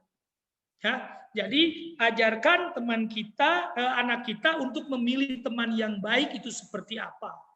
Begitu ya. Kalau nanti sudah, kan kalau di kita nanti ada teman hidup, ada lawan hidup. Kalau teman hidup itu berarti, kalau arti sempitnya keluarga kita, arti luasnya seluruh muslim, begitu ya. Bapak Ibu rahimakumullah, yang terakhir, yang keenam, ini sampai jam berapa ya, Bu Vivi? Sampai jam 11.30, Pak. Masih lama ya? Iya, Pak. Dengan tanya jawab, Pak, itu. Oh, nanti dengan jawab. Ya. Kemudian yang terakhir yang ingin saya sampaikan adalah Rasul itu selalu mendoakan anak-anaknya. Maka cara mendidik anak yang berikutnya adalah doakan mereka dengan doa yang baik tentunya. Doa yang terkenal itu kan Rabbij'alni muqimas shalah wa min dzurriyyati. Ya kan? Ya Allah, Rabbij'alni, ya Allah, jadikanlah aku dan keturunan-keturunan aku itu orang yang tetap yang terus mendawamkan dalam mendirikan sholat. Itu doa diantaranya supaya anak kita itu suka selalu mendirikan sholat, menjaga sholatnya yang 5 waktu. Itu doa yang dibaca. Rabbij'alni muqimas sholati wa min dzurriyyati. Rabbana wa taqabbal du'a, Rabbana ighfirli wa liwalidayya walil mu'minina yauma yakumul hisab, dan seterusnya. Itu doa-doa, banyak doa. Yuk ajarkan anak-anak itu, kemudian doakan mereka. Terutama seorang ibu, ya, seorang ibu doanya itu makbul. Doa orang tua, doa ibu terhadap anak itu seperti doa Nabi Muhammad SAW kepada umatnya. Maka jangan pernah sembarangan untuk mendoakan anak. Doakan yang baik. Bapak, Ibu, mohon maaf, ada kalanya kita marah. Ada kalanya kita kesal kepada anak. Awas, apalagi seorang ibu, jangan keluar kata-kata yang sifatnya sumpah serapah. Hati-hati. Jangan keluar kata-kata, karena itu doa semuanya. Jadi kalau ibu marah, ada anak kita mungkin membuat kita jengkel, kita marah, ngomelnya juga ngomel yang baik. Aduh, kan sok aya nu kadang-kadang kita itu lucu ya. Lamun ada anak yang marah, anak yang bikin kesel, sok ngambek, itu anak saha atunya meni badeg-badeg teuing. Pun anak-anak urang pan eta teh anak ibu, tapi sok kitu sok teu ngaku. Ari keur lucu-lucu nama keur alit dinangna ini anak raja, padahal anak tukang ojek. Kan begitu meni anak raja anak. Jangan sumpah serapah, kalau marah ya doakan. Dasar calon imam masjid begitu. Kalaupun marah, ya Allah, yang mending uji-uji kasabaran teuing meni soleh ya budak teh nya, ari calon doktor mah, ari calon rektor mah, ari calon kiai mah, calon ulama mah enggak apa-apa, karena apa yang keluar dari mulut seorang ibu itu adalah doa. Jika heureuy ibu tapi serius. Punten. Jadi lamun rek bari nyarekan budak teh, bari ngadoana nu alus. Ulang ngadoa nu teu pararugu. Rek jadi naon atuh geus gede teh. Meni teu pararugu, meni hese pisan, teu idem pisan, teu nurut pisan, sagayana arek jadi jiga batur atuh arek asup penjara, anu kitu mah doa teu bener Bu, tong diturut tah, tong dilakukeun ka hade ucapan-ucapan yang seperti itu mah. Tapi lakukan yang baik. Sok atuh ieu teh nya meni soleh-soleh teuing, meni nguji kasabaran mama ayeuna nya, ka hade geus gede mah kudu pinter, kudu soleh, kudu jadi ulama. Ngorowecona ge nu alus, ulah nu goreng. Doakan. Itu yang pertama. Yang kedua, doa. Ini cara. Doa itu yang jelas, Bu. Doa itu yang jelas. Jangan terjelas. Ada orang temennya diantar ke SD Mutiara Hati teh pakai mobil turun. Hari anak urang mah masih ditungtun diantarkan ke urang. Gitu kan? Diantarkan. Mama si anu mah pakai mobil teu nanaon. Ayeuna mah ku mamah teh acan kapendak didoakeun ku mamah aku.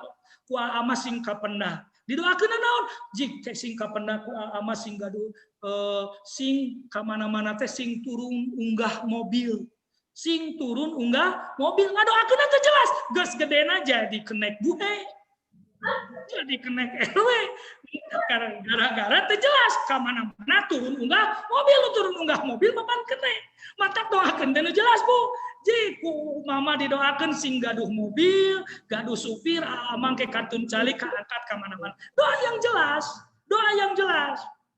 Ya, jadi jangan sembarangan. Saya beberapa kemarin ngisi juga ketika rapat yayasan yayasan Mutiara Hati itu dengan Pak Haji Air. Saya jelaskan juga bab doa. Ngadoa tuh nu jelas bagi para jomblo ya. Jomblo kan kalau ngadoa, ini mohon maaf nih. Ya kan? Ya, saya ulang di sini Bu Pipi. Ya Allah, kalau seandainya dia jodohku, maka dekatkanlah. Kalau dia bukan jodohku, maka jauhkanlah. Menurut saya itu doa yang salah. Doa yang benar itu adalah kalau seandainya dia jodohku maka dekatkanlah. Kalau dia bukan jodohku maka jodohkanlah ya Allah. Jodohkanlah. Kecil bagi Allah untuk menjodohkan dia dengan kita.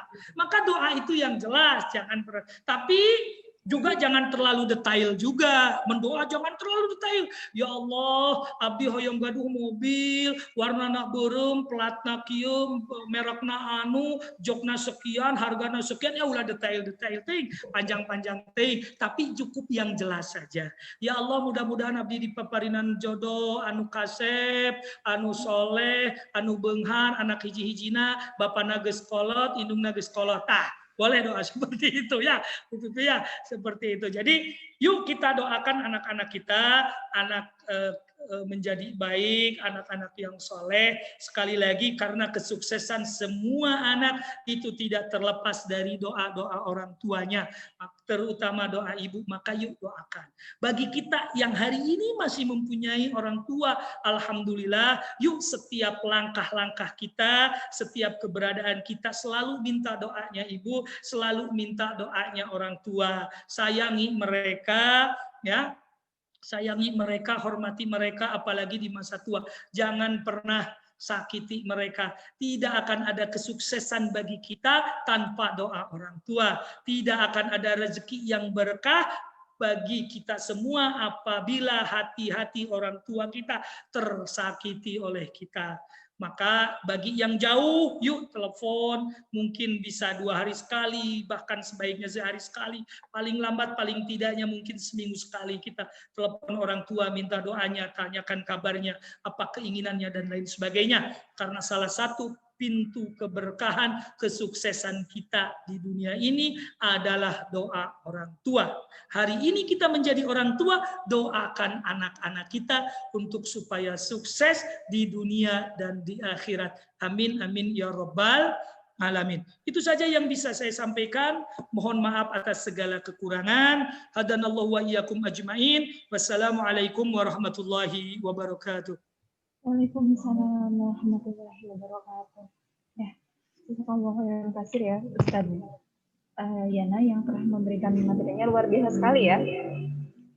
Sangat ngena gitu ya kalau bagi saya sendiri, dan sepertinya bagi ayah bunda sekalian di rumah juga sangat ngena ya, karena memang sangat sesuai gitu dengan kondisi anak-anak saat ini. Nah, ini ada beberapa pertanyaan yang sudah masuk Ustaz. Saya bacakan ya. Dari Ibu Laili Idayasri. Assalamualaikum Ustaz, saya mau tanya, bagaimana kalau akikah dilaksanakan lewat dari 40 hari? Apakah itu masih boleh? Kalau akikah lewat dari 40 hari. Ya. Itu langsung dijawab saja. Iya, boleh Ustaz. Ya. Bismillahirrahmanirrahim. Pendapat yang kuat untuk pelaksanaan akikah itu adalah di hari ke-7. Di hari ke-7, maka hari ini bagi siapapun yang sedang mempersiapkan kelahiran anak atau sedang memprogram untuk mendapatkan keturunan, yuk siapkan tabungan-tabungan untuk supaya ketika setelah 7 hari kita bisa melaksanakan itu. Adapun masalah untuk pelaksanaan akikah lebih dari 40 hari, maka itu pun sebagian ulama menyatakan boleh. Berdasarkan hadis, kullu mauludin murtahinun. Setiap manusia yang terlahir itu tergadai bi akikatihi dan akan ditebus dengan akikahnya. Ya, jadi kapanpun itu boleh. Ya, menurut keumuman hadis ini berpendapat walaupun sudah lebih dari 40 hari, anaknya bahkan mungkin sudah 2-3 tahun, itu diperbolehkan berdasarkan hadis ini keumuman. Ada yang menyatakan, para ulama yang menyatakan berpegang kepada hadis yang pelaksanaannya adalah tudbahu yaumas sabi', disembelikan pada hari ke-7, wa yusama wa yukhlaqo. Ada yang mendapatkan seperti itu. Pada dasarnya disilakan saja untuk bisa melakukan akikah pada kelahiran anak, sebaiknya di tanggal 7, tapi ketika terlewat pun karena satu alasan dan lain hal, maka itu sebagian ulama memperbolehkan. Namun mohon maaf, sebaiknya tidak dilakukan untuk akikah bagi orang yang sudah meninggal. Bagi orang yang sudah meninggal, sebaiknya tidak dilakukan akikah. Kalaupun mau kurban atas nama dan ganjarannya mau menyembelih hewan, kemudian ganjarannya mau diberikan kepada orang yang sudah meninggal, ya mangga silakan kurban saja, tidak dalam bentuk akikah. Yang kedua, akikah itu adalah tanggung jawab orang tua, ya, tanggung jawab orang tua. Jadi bukan masing-masing kita. Terima kasih. Mungkin bisa ditambahkan yang lain. ayah bunda yang lain yang ingin bertanya boleh disampaikan lewat chat ataupun boleh langsung open mic ya.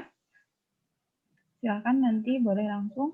Ini ada pertanyaan berikutnya Ustaz dari Ibu Rini Agustini.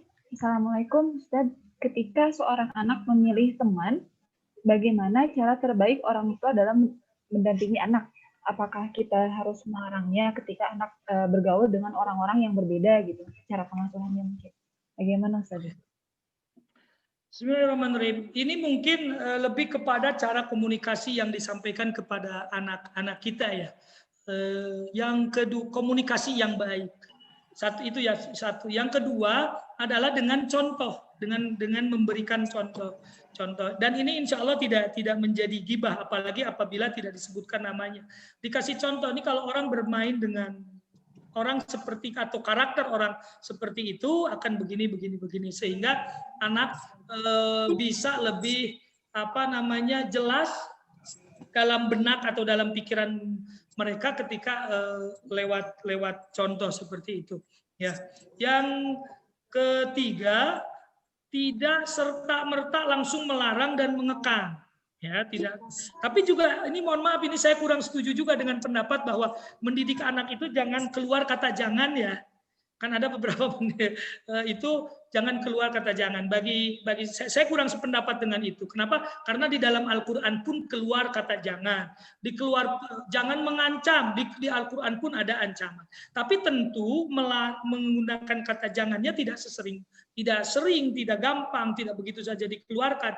Mengeluarkan ancaman-ancaman, kalau kamu tetap bermain dengan si itu, tidak akan dikasih jajan dan lain sebagainya. Juga tidak keluar. Boleh mengancam, mungkin mengancam dalam hal-hal yang prinsip saja. Contoh umpamanya ketika dia tidak mau sholat atau susah disuruh sholat pada hal-hal yang prinsip. Umpamanya atau ada peraturan keluarga tersendiri yang itu dianggap prinsip, tidak mau sekolah dan lain sebagainya, baru itu boleh mengeluarkan kata-kata ancaman. Tapi dalam cara memilih teman seperti ini mungkin sebaiknya tidak melakukan ancaman-ancaman kepada anak, tetapi lebih kepada komunikasi, dibangun komunikasi yang baik dan dengan contoh bagi yang sudah-sudah. Mungkin itu. Berarti dengan diberikan alasan-alasan yang rasional juga ya, yang bisa diterima oleh anak. Ya, bagaimana Ibu Rini dan tadi pertanyaan berikutnya dari Ibu Laili, apakah sudah jelas? Atau masih ada yang perlu dikonfirmasi Ibu Laili dan Bu Rini? Jawaban dari pertanyaannya? Alhamdulillah sudah jelas Ustaz. Ya, alhamdulillah sudah jelas ya. Ya, untuk pertanyaan berikutnya dari orang tuanya Ainia ya. Assalamualaikum. Bagaimana mendidik anak agar perintah orang tua itu dapat segera dilaksanakan oleh anak? Dan begitu. Ya, ini kadang-kadang kita diktator juga ya. Kalau kita diminta sama anak kan, atau sama ini ibu-ibu nih, ada nggak di sini yang suka disuruh sama suaminya itu keheula? Ada istilah keheula tanggung, keheula kagok begitu ya. Nah, tapi kalau sama anak terkadang kita cukup diktator, pinginnya anak itu pok torolong begitu kan, disuruh ini, suruh berangkat, suruh ini pingin segera dikerjakan begitu. Kadang-kadang kita agak diktator, ya. Tidak salah juga begitu ya seperti itu. Namun anak ini akan apa? Orang Sunda bilang hampang imbit ya. Hampang birit ya, akan daekan, akan gampang melakukan perintah-perintah kita ketika pemahaman yang ada pada dirinya itu sudah benar.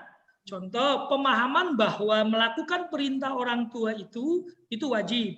Ya. Yang kedua, kita sudah biasa memberi contoh. Contoh, umpama ketika Bapak nonton TV, Ibu disuruh menyediakan makanan atau minuman segelas atau secangkir teh, ibunya juga harus bisa memberikan contoh yang teladan yang baik. Ayah harus bisa memberikan contoh teladan yang baik. Sehingga pemahaman yang ada pada diri anak dengan contoh yang diperlihatkan oleh kita itu nyambung. Ya, itu nyambung sehingga oh iya, ibu pun melakukan begini dan perintah pengetahuan dasarnya memenuhi perintah orang tua, suami itu wajib. Sehingga si anak sudah terbiasa begitu. Agak repot kalau hal ini pemahamannya kurang pada diri anak atau pemahamannya sudah ada tapi contoh praktek pada kesehariannya itu kurang. Contoh itu akan susah. Dan anak sekarang kan pinter ngabalik-balikan kan? Pinter ngabalik-balikan.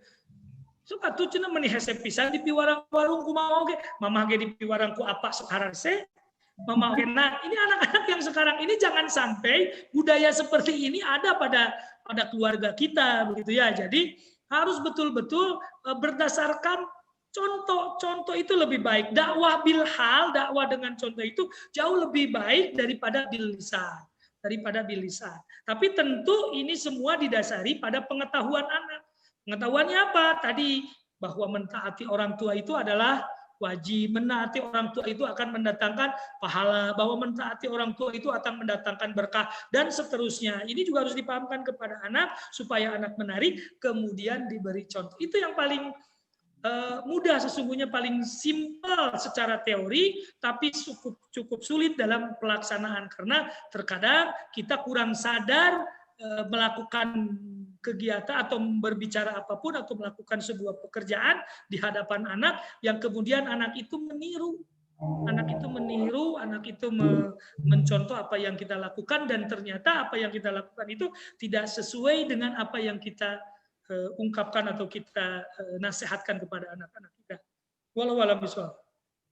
Ya, Ustaz. Jadi intinya kita bagaimana cara kita memberikan pemahaman dan bagaimana cara kita memberikan contoh ya. Nah, kalau yang saya pelajari selama kuliah di psikologi memang gitu ya, betul sekali bahwa anak-anak itu adalah peniru terbaik gitu. Dan siapa yang ditirunya ya? Yang paling banyak berinteraksi dengan mereka yaitu orang tuanya gitu ya. Bagaimana ayah atau bunda Ainia? Sudah cukup jelas? Ya, sudah mungkin ya Ustaz. Pertanyaan berikutnya dari Bu Cici.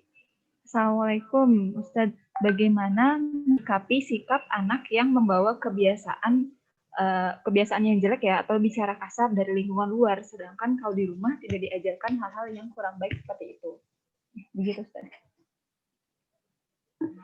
Coba dibantu Bu Vivi ini. Apa, Pak? Psikolog. Agak berat juga ini. Ya. Coba dibantu dulu Bu Vivi. Jadi kalau yang saya pahami ya selama belajar itu, lingkungan pertama yang paling mempengaruhi anak itu adalah keluarganya ya, yang di rumah terutama. Nah, seiring perkembangan anak gitu ya, semakin bertambahnya usia anak, nah dia itu fokusnya akan berbeda lagi gitu. Kalau misalkan di balita awal-awal, dia itu akan fokus ke bagaimana saya mendapatkan perhatian orang tua gitu. Nah, ketika sudah mulai punya lingkungan pertemanan, misalkan di sekitarnya, tetangga-tetangganya, dia itu akan mulai lebih fokus pada teman-temannya. Jadi ketika dia tidak melakukan sesuatu yang sama dengan temannya, dia akan insecure gitu. Kok aku nggak sama-sama teman-temanku gitu. Kadang-kadang kan mainan aja, oh, temanku punya mainan ini mobil-mobilan, kok aku belum punya. Nah, misalnya seperti itu.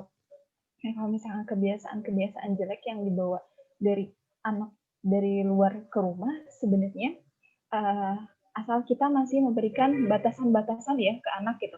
Ketika ada kata-kata kasar, kita kasih pengertian ke anak gitu. Misalnya menyebutkan kata-kata hewan gitu ya, menyebutkan nama-nama hewan gitu di rumah gitu yang sebenarnya kita tidak ajarkan. Nah, dalam situasi-situasi tertentu kita tinggal ngasih pengertian aja, kapan sih kata itu boleh diucapkan, kapan sih kata ini tuh nggak boleh diucapkan gitu.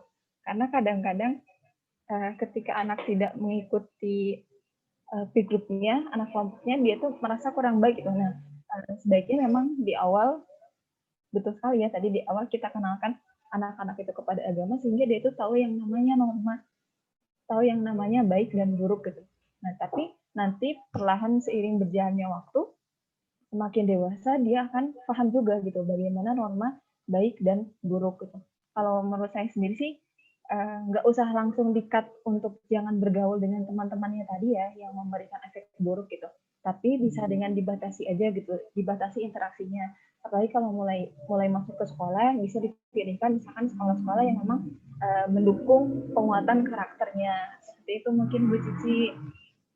Ya, monggo Ustadz ditambahkan. Ya, terima kasih, jawabannya luar biasa. Dapat ilmu baru juga saya begitu, karena saya juga menghadapi realita yang hampir sama dengan ketika anak itu pergi sekolah, ketemu dengan anak-anaknya, selalu pulang itu selalu bawa oleh-oleh, gitu. Selalu bawa oleh-oleh hal-hal yang aneh-aneh tadi begitu. Nah, mungkin tambahan saja adalah nanti salah satu cara komunikasinya adalah bukan hanya anak kita yang kita panggil, kita kasih nasihat, tapi suatu saat kita bisa ajak anak kita dengan anak-anak yang katakan sohibnya tadi, yang dekat, yang bahkan ketika tidak sama tadi itu kan merasa beda sendiri, itu kita ajak bermain ke rumah kita, mungkin ngaliwat, kita kasih suguhan. Nah, di sana kita sedikit-sedikit bisa masuk, dinasehati semuanya bareng-bareng, tidak satu-satu bahwa hal yang seperti itu tidak baik begitu ya. Jadi penasehatan memberikan nasihatnya tidak sendiri-sendiri, tapi langsung bersama-sama sehingga mendapatkan pemahaman yang sama begitu. Kemudian anak juga merasa bahwa oh iya ini semuanya di hal ini tidak boleh, itu bukan untuk saya saja, tapi semua orang juga tidak boleh begitu. Walau. Bagaimana Bu Cici, sudah cukup jelas? Ya, mudah-mudahan sudah cukup jelas ya. Waktu di sini sudah menunjukkan jam 11.30 ya. Kalau masih ada ayah bunda yang mau bertanya, boleh satu pertanyaan lagi, silahkan. Lewat open mic, ada? Atau sudah cukup?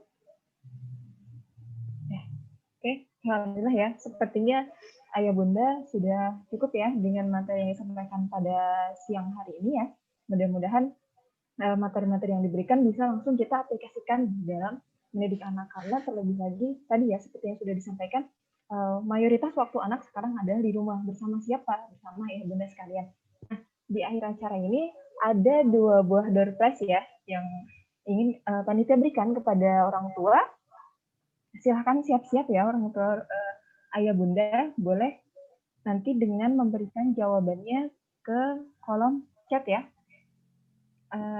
Ustadz, apakah mau memberikan pertanyaan? Mangga silakan panitia saja. Ya, dari kami ya. Oke. Karena kita dalam rangka memperingati Maulid Nabi ya, jadi pertanyaannya adalah seputar kehidupan Rasulullah, seputar keluarga dari Rasulullah. Pertanyaannya adalah, nanti sistem jawabnya silakan jawab via chat ya. Nanti hadiah akan diberikan oleh ketua panitia kepada ayah bunda yang berhasil menjawab pertanyaan. Oke. Pertanyaan pertama, sebutkan 2 putri Rasulullah yang menikah dengan Utsman bin Affan. Silahkan. Mana? Belum ada nih. Siapa ya? Kira-kira 2 putri Rasulullah yang menikah dengan Utsman bin Affan. Nah, sudah ada satu jawaban yang lain? Ayo.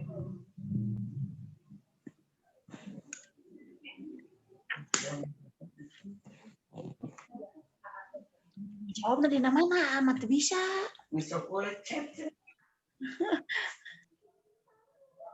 Ya boleh.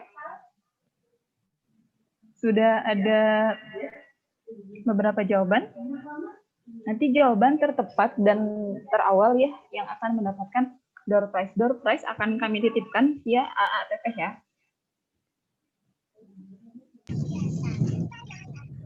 Sudah ada 7 jawaban. Kira-kira siapa ya?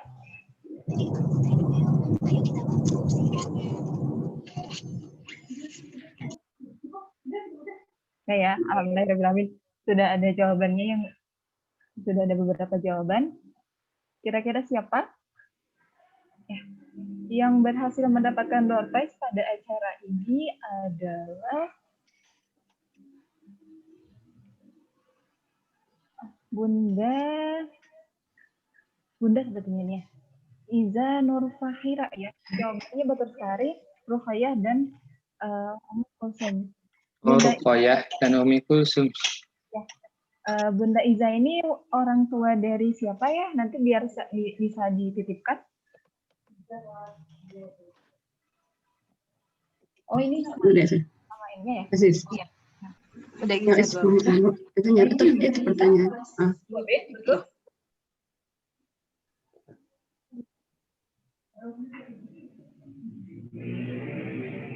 Ya, ini akun atas nama Iza Nur Fahira dengan bundanya Iza, kelas 2B.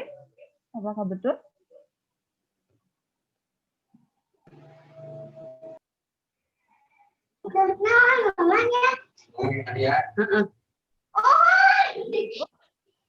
Halo? Ya, selamat Bunda. Iya. Kami titipkan via Teh Iza ya. Pertanyaan yang kedua.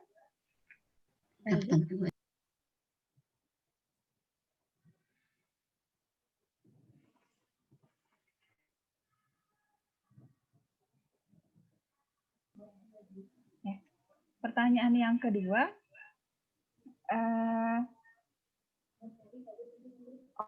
Pertanyaan yang kedua terkait dengan materi ya. Sebutkan 5 poin penting dalam mendidik anak yang disampaikan pada materi hari ini.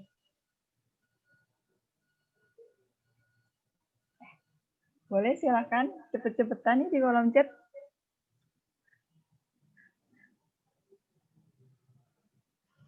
Ya, 5 poin penting ya.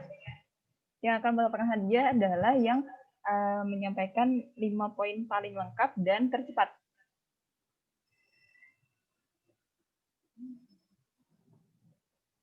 Oke, sudah ada 2 jawaban nih, pendidikan agama dan moral, pendidikan agama dan moral juga.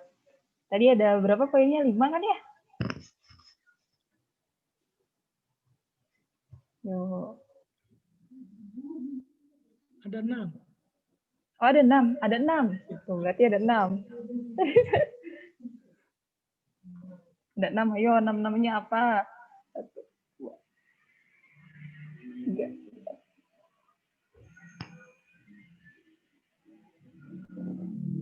Baru ada pendidikan agama, moral, akhlak, agama, moral.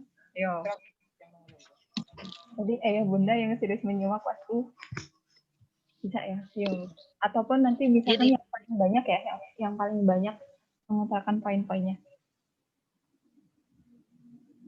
Atau ada yang mau open mic buat jawab?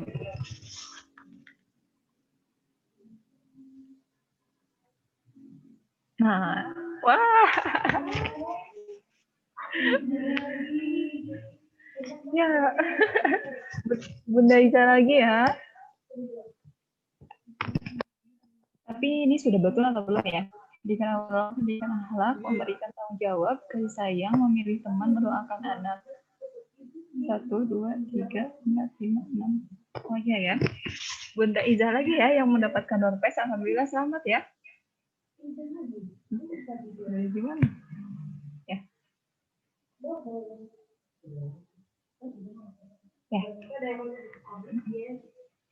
Alhamdulillah ya, dua door prize didapatkan oleh bundanya Iza ya. Alhamdulillah. Selamat ya Bunda.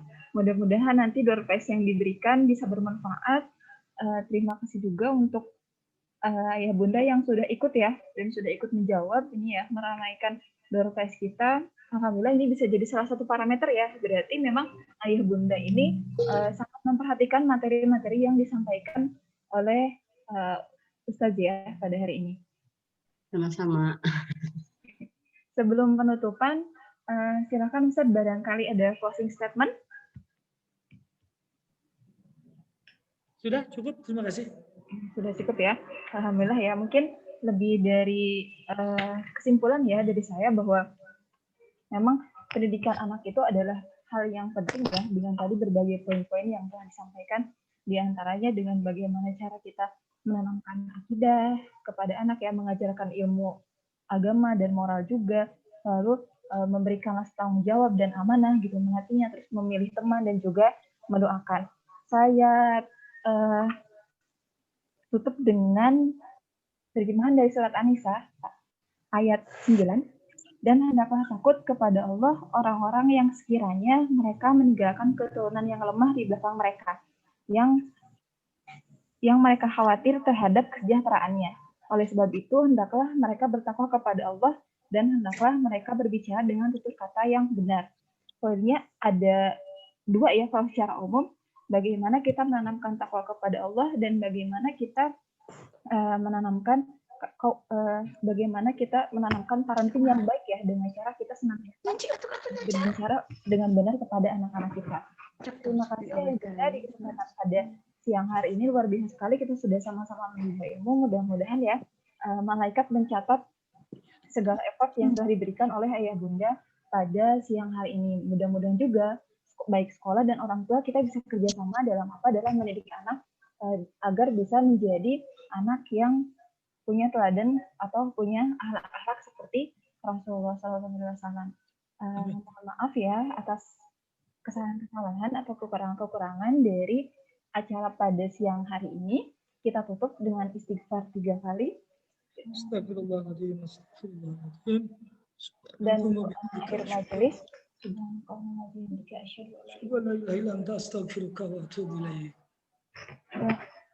Terima kasih Ustazah, ayah bunda dan ustaz-ustazah juga ya, ada guru-guru juga di sini. Mudah-mudahan kita bisa bertemu lagi di kesempatan berikutnya. Mohon maaf atas segala kekurangannya dari saya selaku MC maupun dari panitia. Terima kasih. Wassalamualaikum warahmatullahi wabarakatuh.